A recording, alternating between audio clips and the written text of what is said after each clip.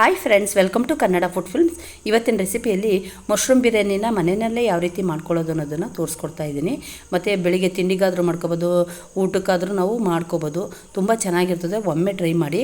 ನಾವು ಹೊರಗಡೆ ಹೋಗಿ ತಿನ್ನೋದಕ್ಕಿಂತ ಮನೆಯಲ್ಲೇ ಯಾವ ರೀತಿ ಮಾಡ್ಕೊಳ್ಳೋದು ಅನ್ನೋದನ್ನು ತೋರಿಸ್ಕೊಡ್ತಾ ಇದ್ದೀನಿ.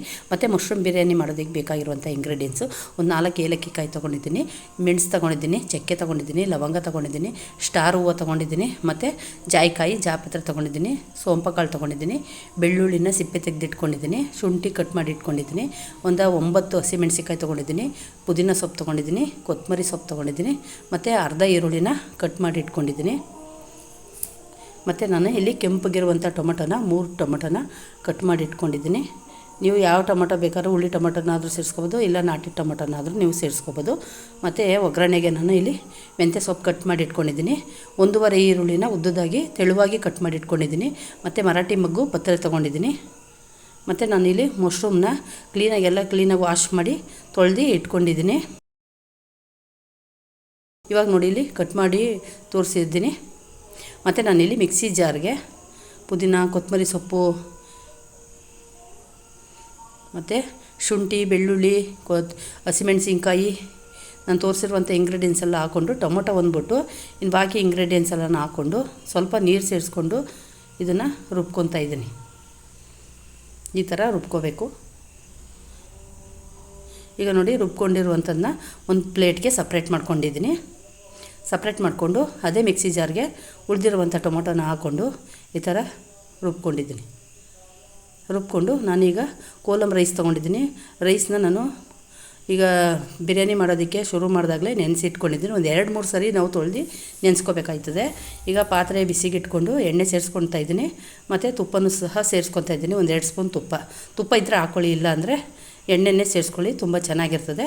ಮತ್ತು ಈಗ ನಾನು ನೆನೆಸಿರುವಂಥ ಪತ್ರೆ ಮತ್ತು ಮೊಗ್ಗು ಸೇರಿಸ್ಕೊಂಡಿದ್ದೀನಿ, ಮತ್ತು ಈರುಳ್ಳಿ ಸೇರಿಸ್ಕೊಂಡಿದ್ದೀನಿ. ಈರುಳ್ಳಿ ತೆಳುವಾಗಿದ್ದಷ್ಟು ನಮಗೆ ಅದು ಈರುಳ್ಳಿ ಕಲರ್ ಶೇಡ್ ಆಗೋಕ್ಕೆ ಟೈಮೇನು ತೊಗೊಳ್ಳಲ್ಲ, ಅದರಿಂದ ನಾವು ತೆಳುವಾಗಿ ಕಟ್ ಮಾಡ್ಕೊಂಡು ಹಾಕ್ಕೊಂಡಿದ್ದೀನಿ. ಈಗ ನಾನು ಕಲರ್ ಚೇಂಜ್ ಆಗೋವರೆಗೂ ಈ ಥರ ಫ್ರೈ ಮಾಡ್ಕೊತಾ ಇದ್ದೀನಿ. ಫ್ರೈ ಮಾಡಿಕೊಂಡು ಇದಕ್ಕೊಂದು ಸ್ವಲ್ಪ ಅರಿಶಿನ ಪುಡಿ ಸೇರಿಸ್ಕೊತಾ ಇದ್ದೀನಿ. ಸೇರಿಸ್ಕೊಂಡು ಪುನಃ ಫ್ರೈ ಮಾಡ್ಕೊತಾ ಇದ್ದೀನಿ. ಫ್ರೈ ಮಾಡಿಕೊಂಡು ಇದಕ್ಕೆ ನಾನು ಕಟ್ ಮಾಡಿರುವಂಥ ಮೆಂತ್ಯ ಸೊಪ್ಪು ಹಾಕ್ಕೊತಾ ಇದ್ದೀನಿ. ನೀವು ಮೆಂತ್ಯ ಸೊಪ್ಪು ಇದ್ದರೆ ಸೇರಿಸ್ಕೊಳ್ಳಿ, ಇಲ್ಲಾಂದರೆ ಕಸ್ತೂರಿ ಮೇಥಿ ಸಹ ನೀವು ಹಾಕ್ಕೋಬೋದು. ಹಾಕ್ಕೊಂಡು ಈ ಸೊಪ್ಪು, ಈರುಳ್ಳಿ ಎಲ್ಲ ಚೆನ್ನಾಗಿ ನಾನು ಫ್ರೈ ಮಾಡ್ಕೊತಾ ಇದ್ದೀನಿ. ಫ್ರೈ ಮಾಡಿಕೊಂಡು ನಾನು ಗ್ರೈಂಡ್ ಮಾಡ್ಕೊಂಡಿರುವಂಥ ಗ್ರೀನ್ ಮಸಾಲೆನ ಹಾಕ್ಕೊತಾ ಇದ್ದೀನಿ. ಹಾಕ್ಕೊಂಡು ಎಣ್ಣೆಯಲ್ಲಿ ತುಂಬ ಚೆನ್ನಾಗಿ ನಾವು ಫ್ರೈ ಮಾಡ್ಕೋಬೇಕಾಗುತ್ತೆ. ಚೆನ್ನಾಗಿ ಫ್ರೈ ಮಾಡಿದಷ್ಟು ಬಿರಿಯಾನಿ ತುಂಬ ಚೆನ್ನಾಗಿರ್ತದೆ. ಖಾರ ಮಸಾಲೆ ಎಲ್ಲ ಎಣ್ಣೆಲಿ ಬೆಂದಾಗ ಚೆನ್ನಾಗಿ ಬೆಂದ ಮೇಲೆ ಈಗ ನಾನು ಇದಕ್ಕೆ ಉಪ್ಪು ಸೇರಿಸ್ಕೊತಾ ಇದ್ದೀನಿ. ಉಪ್ಪು ಸೇರಿಸ್ಕೊಂಡು ಚೆನ್ನಾಗಿ ಉಪ್ಪಿನ ಜೊತೆ ನಾವು ಮಿಕ್ಸ್ ಮಾಡ್ಕೊಬೇಕು. ಈ ಥರ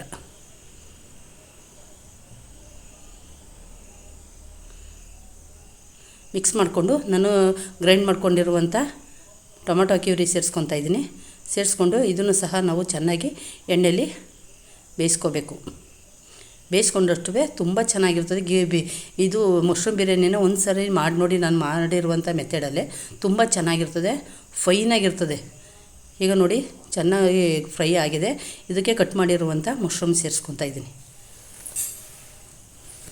ನಾನಿಲ್ಲಿ 1 ಪ್ಯಾಕೆಟ್ ಹಾಕ್ಕೊಂಡಿದ್ದೀನಿ, 3/4 kg ಅಕ್ಕಿ ಹಾಕ್ಕೊತಾ ಇದ್ದೀನಿ.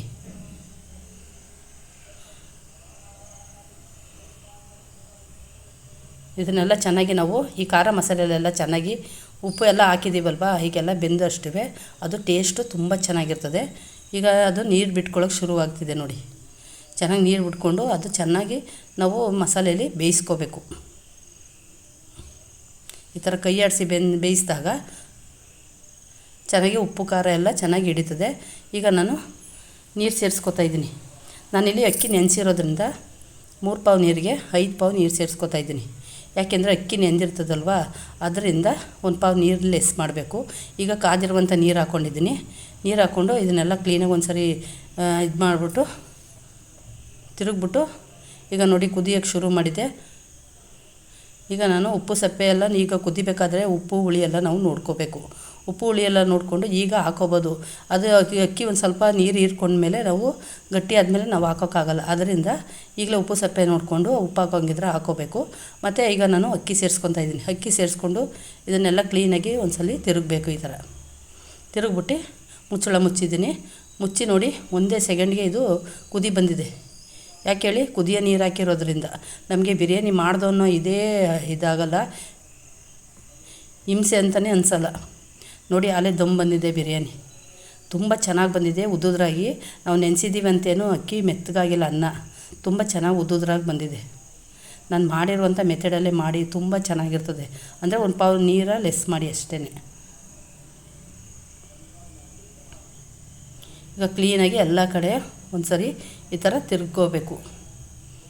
ತಿರುಗಿದಾಗ ಕೆಳಗಡೆ ಅನ್ನ ದಮ್ ಬಂದಿರೋದು ಮೇಲ್ಗಡೆ ಬರ್ತದೆ, ಮೇಲ್ಗಡೆ ಒಂದು ಸ್ವಲ್ಪ ಇನ್ನೂ ಅಕ್ಕಿ ಹಿಂಗಿರೋದು ಕೆಳಗಡೆ ಹೋಯ್ತದೆ. ಈ ಥರ ಮಿಕ್ಸ್ ಮಾಡಿದಾಗ